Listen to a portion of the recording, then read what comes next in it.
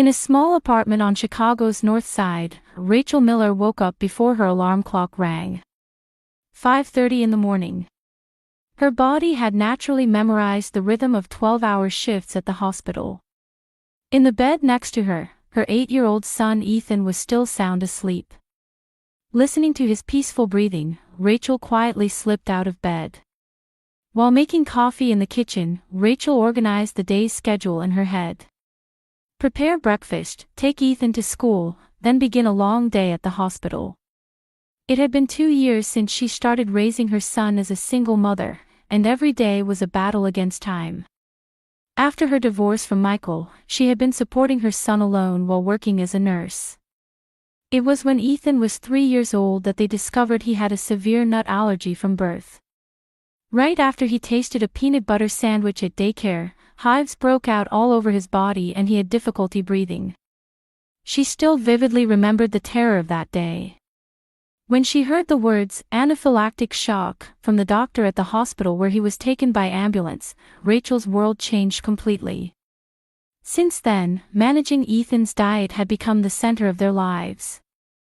Lunch boxes for school, checking menus when eating out, always carrying an EpiPen. Rachel had taken every precaution to protect her son's life. She had explained the situation many times to people around them, seeking their understanding. However, her ex-husband Michael never understood the importance of it. "You're being too neurotic," Michael often said. "When I was a kid, I'd never even heard of allergies like that."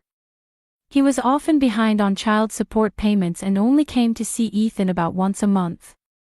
Recently, they hadn't been able to reach him at all. Rachel's mother, Dorothy Harris, lived in Miami, Florida. When Rachel got divorced, she declared it was time to enjoy my own life, and had begun various investments using her pension money. During their monthly phone calls, it was always about new investment opportunities or how she was finally going to get rich this time.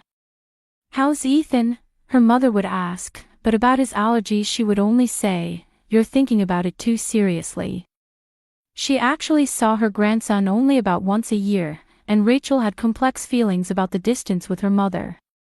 Ethan wanted to see his grandmother, but Rachel's work schedule and financial constraints didn't allow for trips to Florida. "Mom, I want to see Grandma," Ethan often said. He treasured the birthday cards and occasional small presents sent from his grandmother. Rachel's heart ached at her son's innocent wish, but she could only explain the practical limitations. Work at the hospital was tough, but her colleagues were understanding.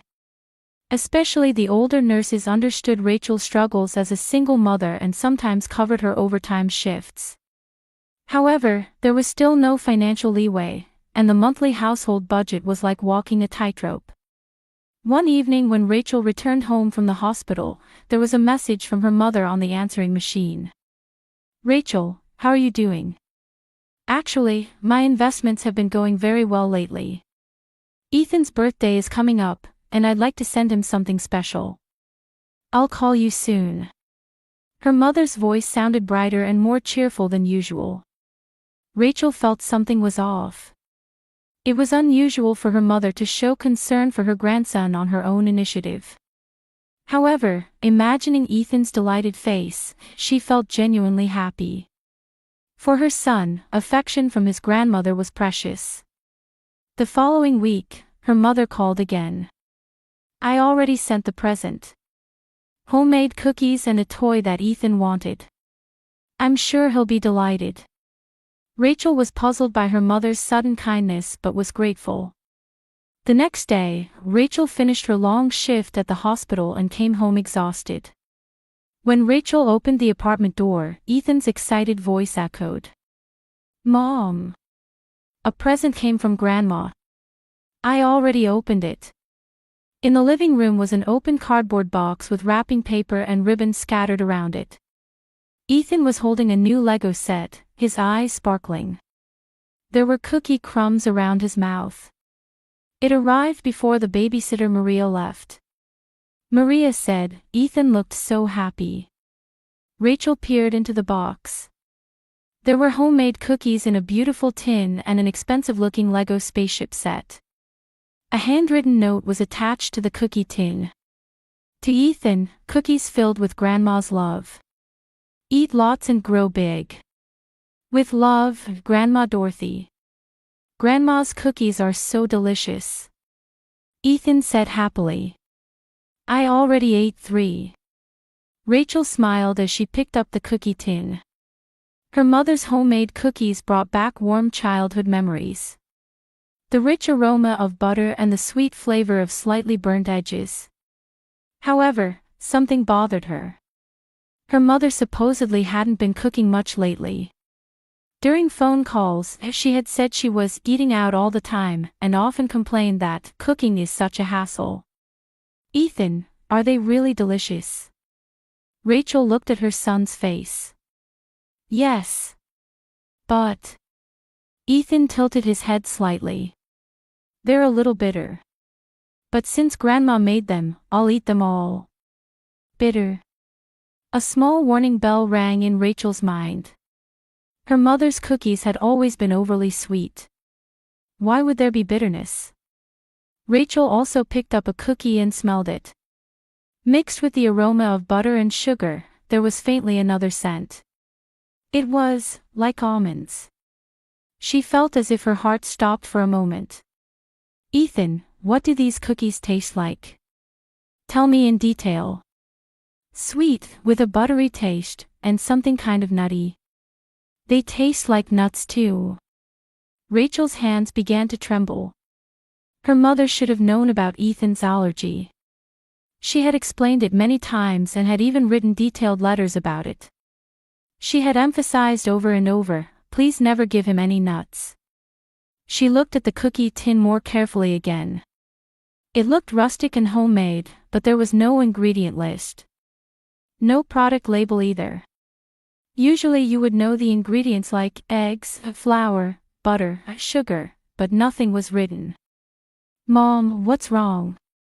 Your face is pale, Ethan looked up worriedly.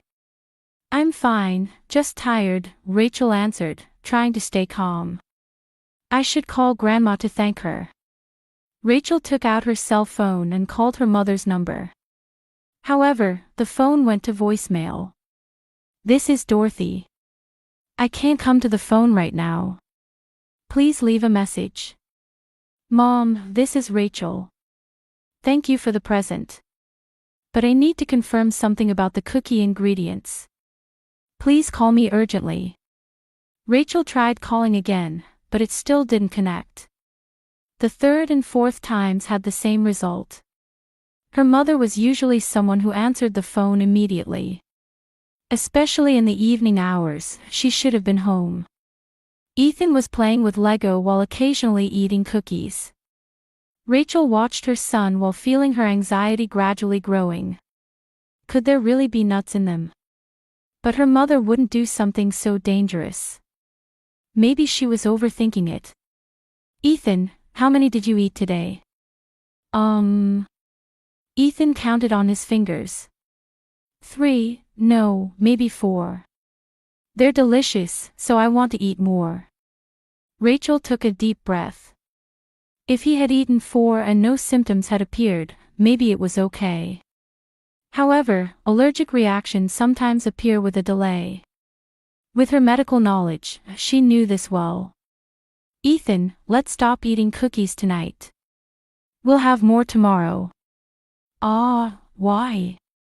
Ethan made a dissatisfied face. Because if you're too full, you won't be able to eat dinner. Rachel made an excuse and placed the cookie tin on a high shelf.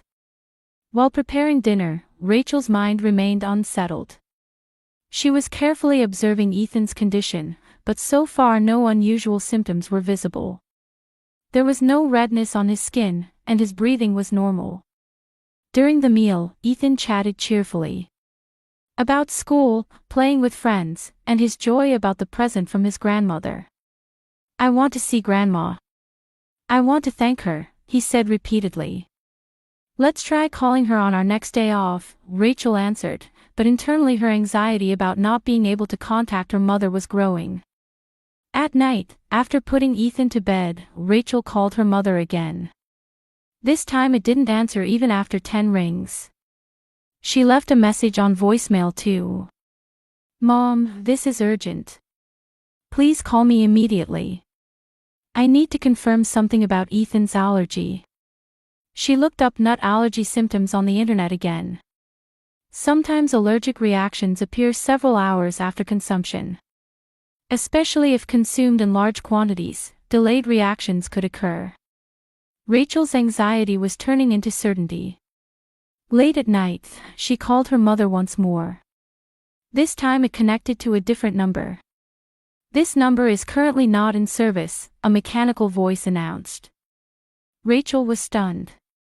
When had her mother changed her phone number? Why hadn't she told her? And why had she sent a present at this timing? Looking at Ethan's sleeping face in the bedroom, various questions raced through Rachel's mind. Her mother's story about successful investments, her sudden kindness, the unusual gift of homemade cookies, and the situation where she couldn't be reached. Were all these just coincidences, or was there some other meaning? Still unable to sleep past 3 in the morning, Rachel returned to the living room and picked up the cookie tin again. When she examined the surface of the cookies closely with a flashlight, she could see small particles. They looked like finely crushed nut fragments. Rachel's blood drained from her face. If these were really nut fragments, Ethan had already consumed a large amount of allergens. And tomorrow, a delayed reaction might appear. She hurried back to Ethan's bedside and listened carefully to his breathing. Fortunately, he was still breathing quietly and regularly. The next morning, Rachel greeted the dawn without having slept a wink, carefully observing Ethan's condition. Her son woke up energetically as usual and greeted her with a smile. "Good morning, Mom." At first glance, there seemed to be no changes, but Rachel's experience as a nurse didn't miss the subtle changes. "Ethan, how do you feel? Does anything hurt?" "I'm fine.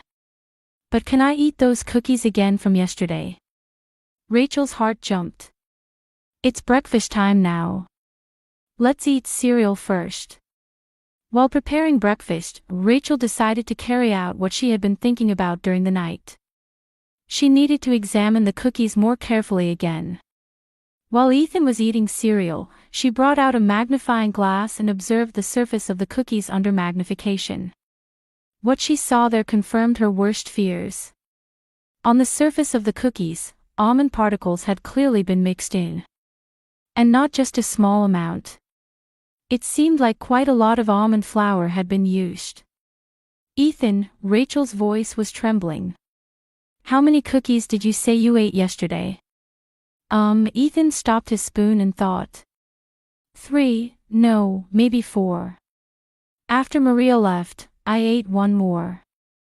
Warning bells rang in Rachel's head. 4, no, 5 almond-containing cookies. Given Ethan's allergy severity, this could be a fatal amount. At that moment, Ethan coughed lightly. "Are you okay?" Rachel quickly approached her son. "Yes, I'm okay. My throat just feels a little scratchy." Ethan looked like nothing was wrong, but Rachel noticed thin red spots appearing on his neck. "Ethan, I'll call the school right away and tell them you're staying home. Let's stay home today." Why?" "I feel fine." Rachel put her hand on her son's forehead. It felt like he might have a slight fever. His pulse also seemed a little fast. It might be early symptoms of anaphylactic shock. Around 10 in the morning, clear changes appeared on Ethan's face. His cheeks became red, and around his eyes became a little puffy. He began frequently touching his throat and started saying, "I feel kind of short of breath." Rachel looked for the EpiPen. In the medicine box, in her bag, in the kitchen drawer. When she found it, her heart filled with despair. The EpiPen had expired 3 months ago. She had intended to get a new prescription but had been putting it off due to being busy. "Mom." Ethan's voice was hoarse. "Something's wrong. I can't breathe." Rachel hugged her son. Ethan's breathing was clearly shallow and rapid. His skin was red and swollen, and hives were beginning to appear all over his body. This was undoubtedly the progression of anaphylactic shock. "Spit that out of your mouth right now," Rachel screamed. She thought Ethan might still have cookie crumbs in his mouth. "Mom, I'm scared." Ethan clung to his mother. His small hands were trembling. Rachel tried to maintain her composure, but her knowledge as a nurse was amplifying her fear instead. Anaphylactic shock progresses to a life-threatening condition within minutes to tens of minutes. Without an EpiPen now, she had to get him to the hospital as quickly as possible. "It's okay, Ethan. Mom is here with you. Let's go to the hospital right away." Rachel wrapped her son in a blanket and grabbed the car keys. While carrying Ethan down the stairs, she felt his breathing becoming even more difficult. "Mom, it hurts." Ethan's lips were beginning to turn bluish pale. While putting him in the car, Rachel called the emergency room on her cell phone. 8-year-old boy, severe nut allergy, symptoms of anaphylactic shock, heading there now. While driving, Rachel kept talking to Ethan desperately. It was to keep him conscious. "Ethan, can you hear Mom's voice? It's okay, we'll be at the hospital soon. The doctors will make you better right away." However, Ethan's responses from the back seat gradually became weaker. His face visible in the rearview mirror was becoming pale, and his breathing was becoming shallow. "Hang in there, Ethan. Let's sing with Mom. Let's sing your favorite Twinkle, Twinkle, Little Star." Rachel began singing while holding back tears, but she couldn't hear Ethan's voice. When she stopped at a red light and looked back, her son's eyes were half closed. "Ethan. Stay awake. Look at Mom." At her voice, Ethan barely opened his eyes. She heard a faint voice saying, "Mom, thank you." When the hospital came within sight, Rachel drove up to the emergency entrance honking her horn. The medical team that had already been contacted was waiting. 8-year-old boy, nut allergy, anaphylactic shock. Rachel shouted while carrying her son. The doctors moved Ethan to a stretcher and immediately took him to the treatment room. Rachel tried to follow, but was stopped by a nurse. "Ma'am, please leave this to us. We're giving him the best treatment now." Just before the treatment room door closed, Rachel saw the attending physician's expression. Deep concern was etched on his face. She could tell that even this experienced doctor was taking Ethan's condition seriously. "Please be in time, please, be in time." Rachel collapsed into a chair in the hallway. From the treatment room came the alarm sounds of medical equipment and the urgent voices of doctors. "Blood pressure is dropping, heart rate is unstable, adrenaline, additional dose." Rachel clasped her hands together and prayed. For her son to be safe, for her carelessness to be forgiven. And her heart felt torn between anger and confusion toward her mother who had caused all this. 30 minutes later, the treatment room door opened. The attending physician came out with a tired expression. "Ma'am, we need to talk." The doctor's voice was heavy. It was very close. If we had been 10 minutes later, it would have been irreversible. He's now on a ventilator to assist his breathing, but he hasn't regained consciousness yet. Rachel was speechless. Her son's life had been saved, but the situation was still touch and go. And the reality that this terrifying situation had been caused by a present from her own mother left her devastated. Through the ICU window, Rachel gazed at her son connected to the ventilator. Ethan's small chest was moving up and down to the rhythm of the machine. An oxygen mask was attached to his face, and several 4 tubes were inserted into his arm. The life support monitors were beeping regularly. "Ma'am," Dr. Patel, the attending physician, approached. "Your son's condition is stabilizing. Fortunately, we were able to treat him before the oxygen supply to his brain was completely cut off. However, we still can't be completely at ease. The next 24 hours are critical. Rachel nodded while wiping away tears. Doctor, will my son be back to normal? We're doing our best. However, such severe anaphylactic shock is a rare case. For such an intense reaction to occur from typical nut allergies. The doctor tilted his head. Ma'am, could we have the cookies your son ate analyzed? Rachel entrusted a nurse with the cookie tin she had left at home. An hour later, the test results came out. Dr. Patel's expression was serious. This is not ordinary cookies. Large amounts of almond flour were used. The content per piece is more than 3 times that of commercial nut cookies. Furthermore, the doctor looked at the test report. Sleep-inducing drug components were also detected. A drug called diazepam. Sleep-inducing drugs. Rachel was astonished. Why would such a thing be? This is not accidental contamination. It was intentionally added. We need to contact the police. At that moment, Rachel's cell phone rang. The caller was her mother, Dorothy.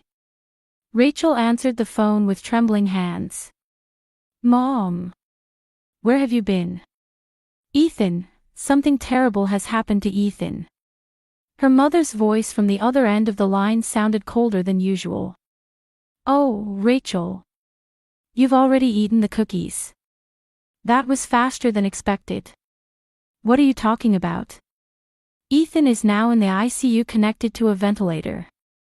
Because of your cookies. There was silence for a while. Then Dorothy's next words shook Rachel's world to its foundation. $300,000. With that much I could pay off all my debts. What are you talking about? Rachel's voice was trembling. Life insurance. Ethan's life insurance. Michael secretly took it out without telling you. I'm the beneficiary. Rachel's head went blank. Her ex-husband Michael had taken out life insurance on her son. She had no idea about any of this. That's a lie, surely not, Mom. I was the victim of investment fraud, Dorothy's voice contained defiance. I was cheated out of $300,000. Debt collectors come every day. There's nowhere left to run. But with this insurance money. Rachel leaned against the wall. Had her own mother targeted her grandson's life?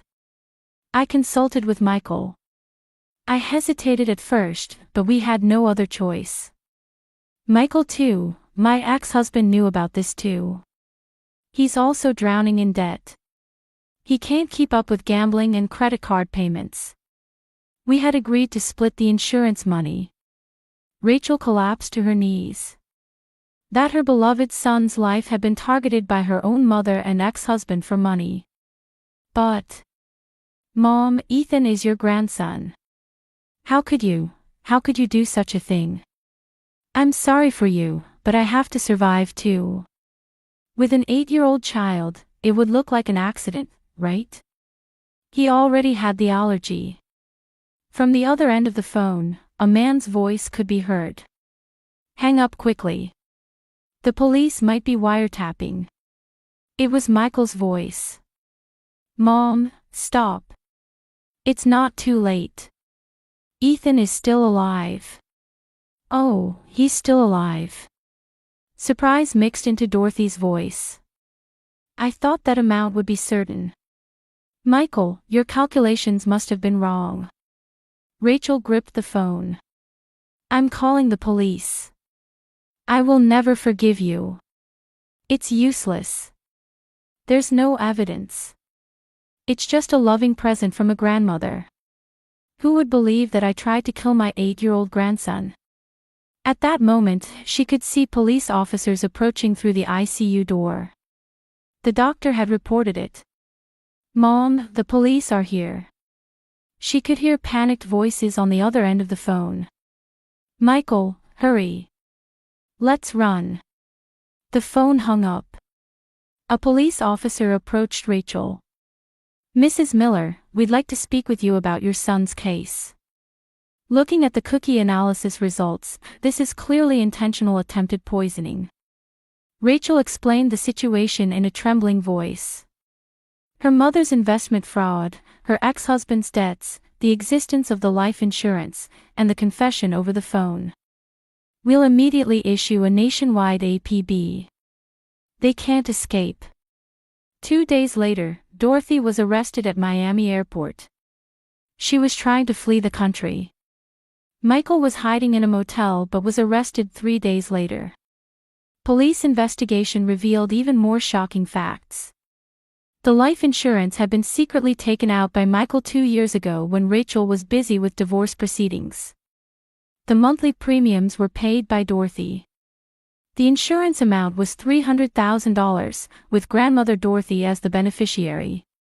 This was premeditated, the detective explained. They may have been preparing this for 2 years. They tried to make it look like an accident by using your son's allergy. Rachel faced Dorothy in the detention center's visiting room. Her mother was handcuffed and wearing orange jail clothes. "Mom, why? How could you do this to your own grandson?" Dorothy wouldn't meet her eyes. "Money. It was all for money. You wouldn't understand, the fear of being chased by debt collectors. But Ethan is innocent.